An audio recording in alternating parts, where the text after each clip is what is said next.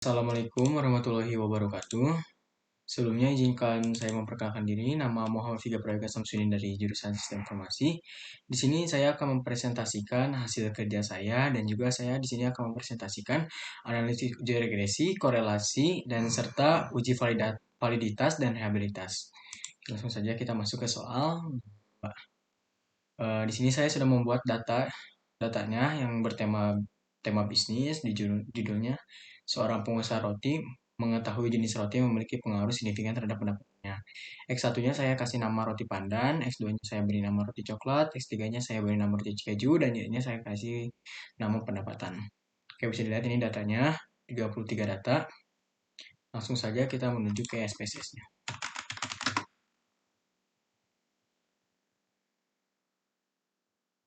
Sebentar, agak lama.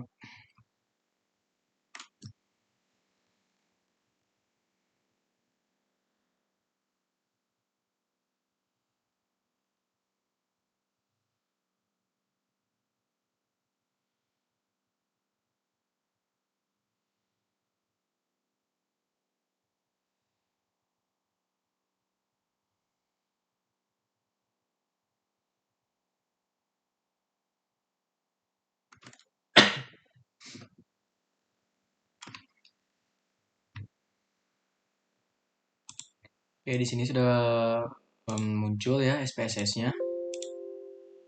Langsung saja kita masuk ke variable view, kita bernama X1, yang kedua X2, yang ketiga X3, yang keempatnya itu Y. Setelah selesai memberi nama, kita masuk ke label. Labelnya itu sesuaikan dengan yang tadi yang kita sudah ada di ininya ya, yang ada di Word-nya. Itu X1-nya itu roti pandan. Oh, sebentar. X1-nya itu roti pandan. X2-nya itu roti coklat. X3 itu roti keju. Dan Y-nya itu pendapatan. Setelah selesai, kita jangan dulu langsung kemana-mana. Langsung saja masuk ke measure. Measure-nya itu dari unknown, kita ganti ke scale. Scale, dan scale. Semuanya udah menjadi scale. Setelah selesai, kita copy semua data yang saya buat tadi, yang saya sudah buat di nomor 2 ini. Kita copy saja semua. Setelah di copy, masuk ke data view, lalu langsung saja paste di sini. Nah, setelah selesai dipaste semua, langsung masuk saja kita ke analisis. Setelah analisis langsung saja kita masuk bagaimana cara menghitung uji regresi koefisien, yaitu dengan cara kita masuk ke analisis. Setelah masuk ke analisis, kita masuk ke regression, lalu kita masuk ke linear. Setelah ke linear, kita copy roti pandan, roti coklat, roti keju, atau bisa dibilang X1, X2, X3 ke independen, dan pendapatan itu kita masukkan ke dependent. Langsung saja di sini oke aja. Nah, di sini udah muncul ya output hasil data yang telah saya buat. Outputnya di sini udah muncul. Tidak perlu saya copy ya, dikarenakan sudah ada di Word-nya. Jadi saya bacakan saja. Untuk koefisien di sini bisa dilihat ya, untuk datanya sama, C-nya itu 185, 0,6,05, 0,686. Bisa dilihat di sini sama ya. Jadi tidak perlu ada yang di copy di sini.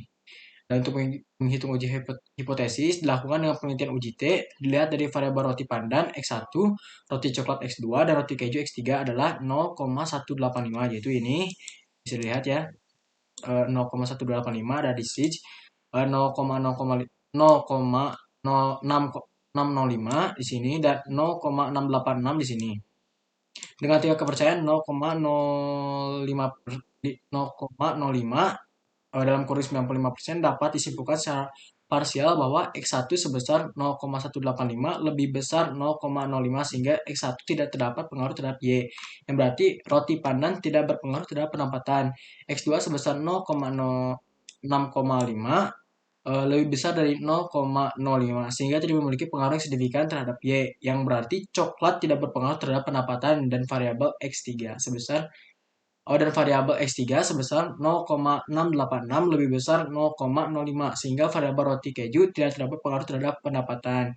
Y. Jadi tidak terdapat pengaruh yang signifikan terhadap Y. Itu koefisien ini tidak ada pengaruhnya, tidak ada pengaruh yang signifikan terhadap Y. Dan untuk model summary kita lihat ke atas saja. Di sini juga untuk model summary kita sama ya, dikarenakan memakai data yang sama juga. Untuk model summary-nya itu R square-nya itu kita ngambil dari R square yaitu 0,068. Untuk menghitung uji koefisien determinasi diperoleh nilai koefisien determinasi R square sebesar 0,068 yaitu ini, atau bisa dipersenkan jadi 6,8%, menunjukkan bahwa presentasi pengaruh roti pandan, roti coklat, dan roti keju ialah 6,8% terhadap variabel Y pendapatan. Dari perhitungan tersebut dapat dikalkulasikan bahwa masih ada faktor lain yang terlibat terhadap peningkatan pendapatan yang tidak termasuk dalam variabel penelitian ini dengan besaran persentase 93,2%. Oke, itu untuk model summary. Dan untuk ANOVA, kita lihat di sini aja ANOVA-nya ya. Untuk ANOVA, di sini juga ANOVA-nya sama, dikarenakan memakai data yang sama. Untuk C-nya juga sama, di sini 0,559 B. Untuk pengujian uji T ANOVA, pada bagian hipotesis tidak menunjukkan pengaruh yang signifikan antara variabel X1 terhadap Y secara parsial atau terpisah, sehingga dalam lanjutan uji F dapat disimpulkan bahwa secara stimulan atau bersama-sama variabel konstan, kita ini aja langsung besarin aja, variabel konstan dan variabel X tidak memiliki pengaruh yang signifikan terhadap variabel Y. Pada tingkat kepercayaan 95% adalah 0,559 0,559 ya, di sini C-nya nih. Kita kuningin aja biar kelihatan. Dan untuk menghitung koefisien ini ya, uji regresi berganda bisa dilihat di sini koefisiennya udah sama kayak tadi, jadi tidak perlu diotak-atik lagi, tidak perlu dikopi lagi. Saya bacakan saja. Uji regresi berganda berdasarkan tabel di atas diperoleh rumus Y 3825 yang itu ini konstannya 3825 ditambah min 1,198 X1 yaitu ini, X1-nya ditambah 0,309 X2 ini, saya koningin dulu aja bentar.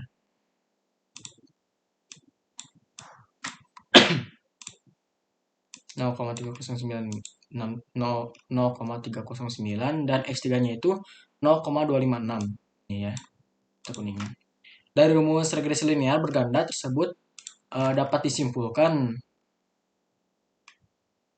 diinterpretasikan menjadi beberapa bagian, itu konstansa konstan diketahui nilai konstansa pendapatannya sebesar 3825 yang tadi ini yang ada di konstannya 3825 apabila seluruh roti pandan, roti coklat, dan roti keju variabel X1, X2, dan X3 sama dengan 0 atau tidak produksi roti pandan, roti coklat, roti keju, maka akan mendapat kerugian 30,8025 atau merugi sebanyak 30 miliar.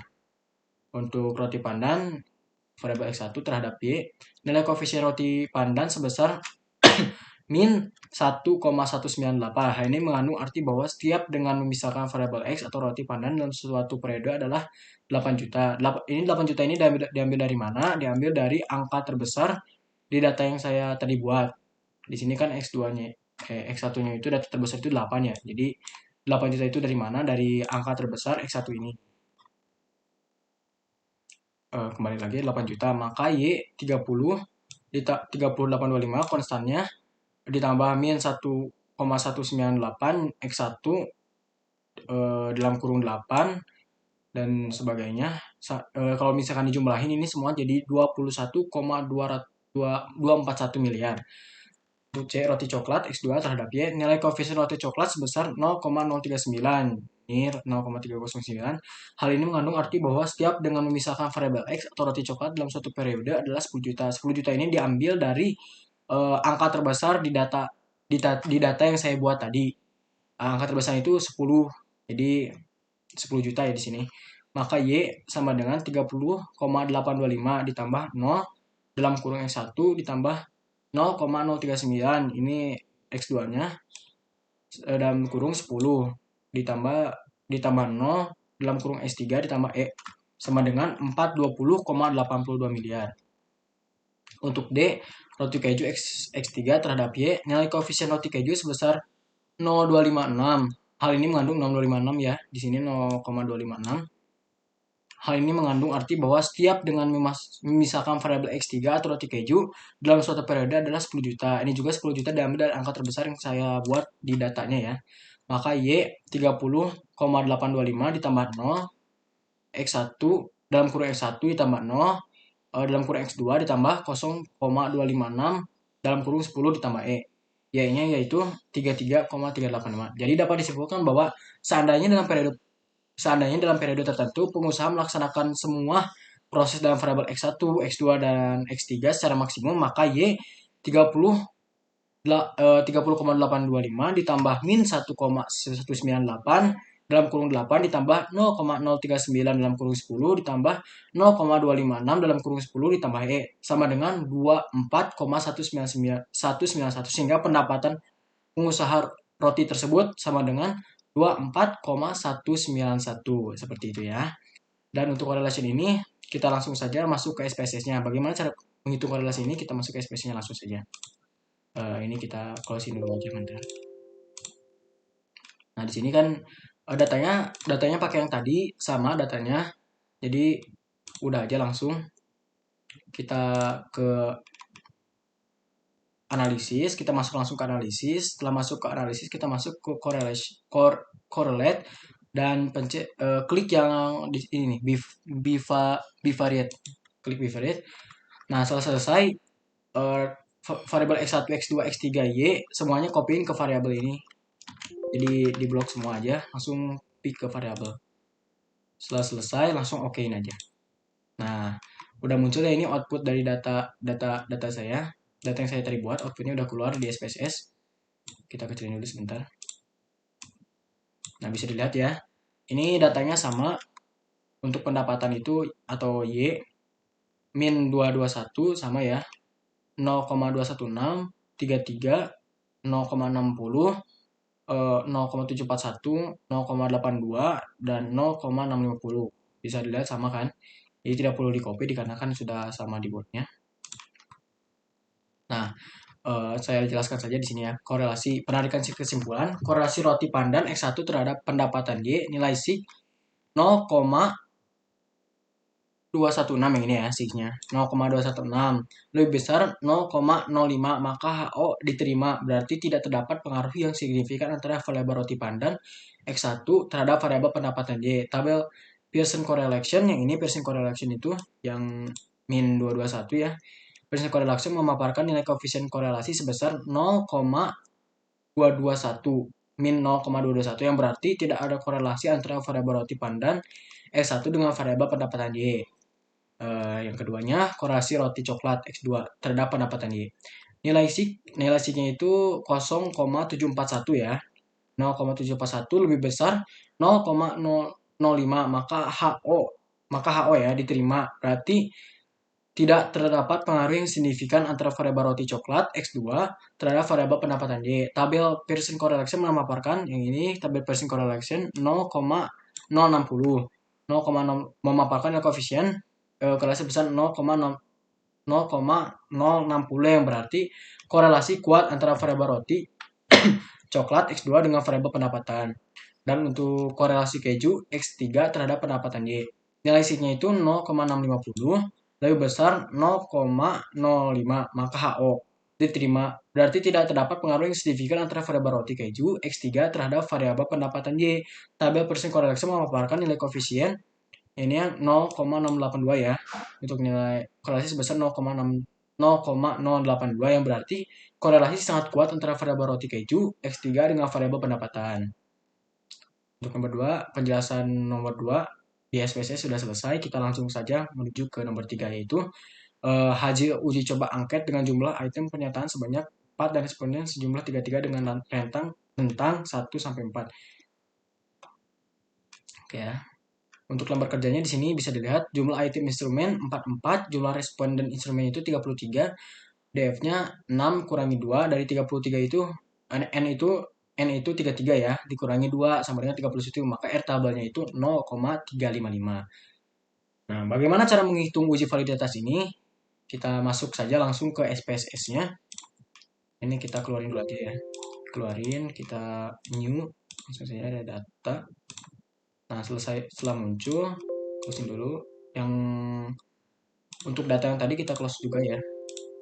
Nah, kita masuk saja langsung ke data yang ini.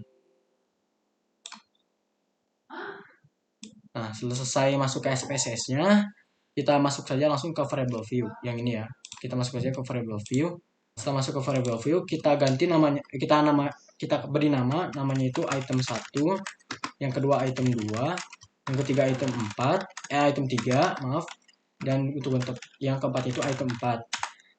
Setelah selesai, kita ganti misalnya itu menjadi scale. Scale semua ya. Kita ganti menjadi scale. Nah, setelah selesai data yang telah saya buat tadi, langsung copy saja semua datanya.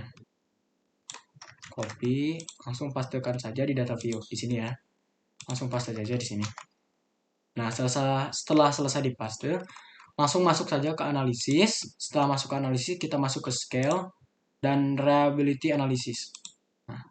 Nah, setelah selesai kita blok saja semua ini. Langsung pindahin item 1, item 2, item 3, item 4 ini ke item. Dan setelah selesai jangan dulu langsung di oke. Kita masuk ke statistik. Centang item, scale if item deleted, dan correlation. Langsung continue. Dan oke. Nah, selesai kita langsung saja keluar outputnya ya. Output data yang telah saya buat tadi. Di sini sudah muncul. Kita kembali lagi aja ke Word-nya. Nah, ini. Sebentar.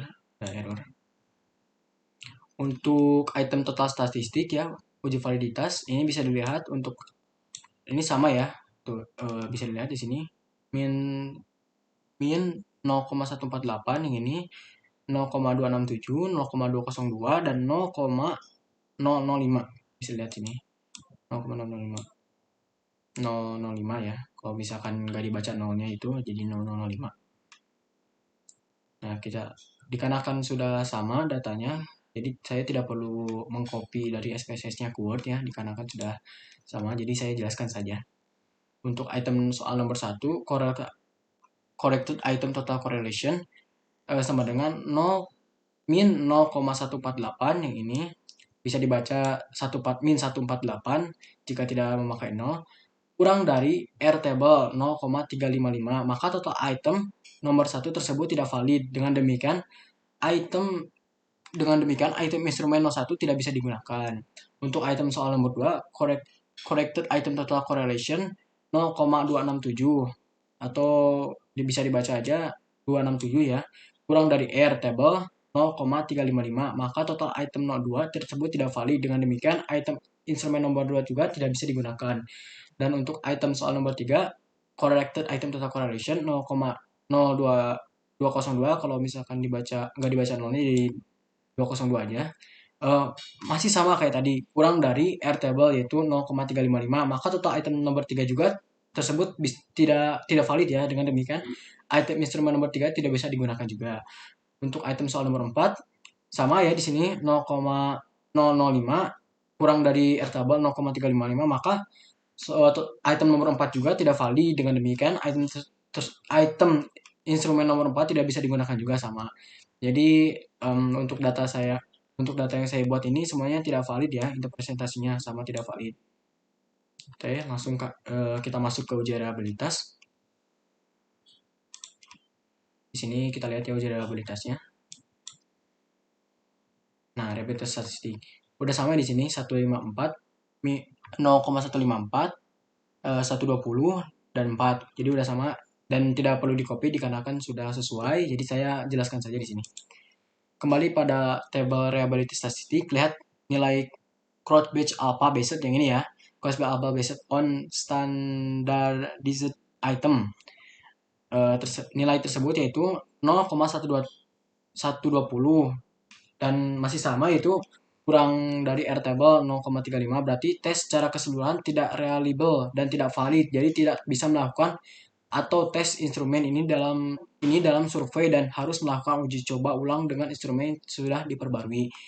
Oke, sudah selesai ya. Penjelasan saya sudah selesai. Jadi sekian dari saya. Sekian dari saya. Mohon maaf bila banyak kesalahan. Wassalamualaikum warahmatullahi wabarakatuh.